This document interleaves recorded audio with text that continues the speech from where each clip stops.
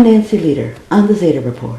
The Zetas have detailed the effects of the pole shift on the Earth's rising oceans, which they state will rise 675 feet above the current sea level within 2 years after the pole shift. Note that for the west coast of the U.S., very little inundation is expected because this is a mountain building area, rising as the plates to the west push under the coastline. The Zetas have stated that the inland valley of California will flood during the pole shift and take weeks to drain, but this is not a permanent flood. In the 1950s, Pitre drew a channeled map of the U.S., which shows flooding of the southeast United States in a similar manner to the Zeta map, and the flooding of the inland valleys of California. The Zetas also have predicted that the canals dug under Chicago will burst their locks and prove a devastation for the city of Chicago. The Zetas have predicted a more serious inundation of the Mississippi Valley, which they state will flood all the way to the Wisconsin-Illinois border to the 675-foot level. Then in 1983, Toye had a channeled vision of what the world would look like after a future cataclysm, her famous I Am America map. This differed from what the Zetas have presented in many ways, with Egypt and Mongolia underwater, while India is above water, and land is rising from the Pacific in lots of spots. Per the Zetas, channeling is a delicate interaction between an alien mind and a human mind, and mistakes can be made. She simply got it wrong. Zeta talk is a telepathic process which is endlessly redundant and corrects any mistakes. Per the Zetas, the only new land that is expected to rise will be the edge of the Antarctic plate between the tip of South America and South Africa, which will be pushed upward.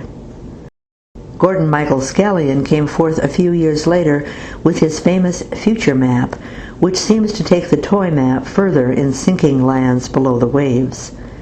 Scallion does not claim to be a channel, but does claim visions and publishes his hunches from the Matrix Institute.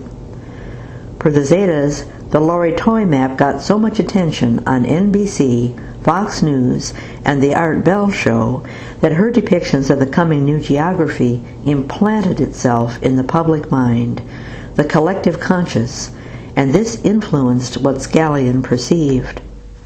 The collective conscious was tapped by Chet Snow when he published his book Mass Dreams of the Future, documenting the hypnotic regression of hundreds of people. His USA map shows the Mississippi Valley and East Coast flooded, but that inexplicable flooding of the Rockies all the way into Colorado that the Toye and Scallion maps had shown. The Zetas do state that the Hoover Dam will burst, but this again is a temporary flooding, and only downriver from the Hoover Dam. This is rising land, mountain building land, due to rise further as a result of the Pacific compression during the shift. So what gives? Per the Zetas, this is the result of an incorrect map, the Toye map, getting so much publicity back in the 80s. Zeta talk does not involve a single channeled session or a series of sessions. It involves almost continuous telepathic communication over decades on these subjects. The issues are revisited and cross-correlated by the logical mind of a woman with a German heritage, highly intelligent and given to question anything that does not make sense or correlate with the facts. Thus, the Zeta talk message is more reliable. The Toye map, as the first published and much discussed on major media, is an example of the collective conscious being polluted by an incorrect interpretation. Dolores Cannon has also published a map based on the hypnotic regression of many individuals. She also claims to channel Nostradamus. Note how well the Ozarks does in this depiction. Not surprisingly, Dolores lives in the Ozarks. The Zetas have gone a step further and presented the depiction of what the world would look like after it has tipped 90 degrees during the hour of the pole shift. This is on the Zeta Talk website, the new geography link.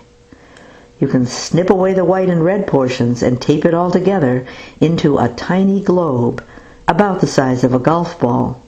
This may be small, but hey, it's free.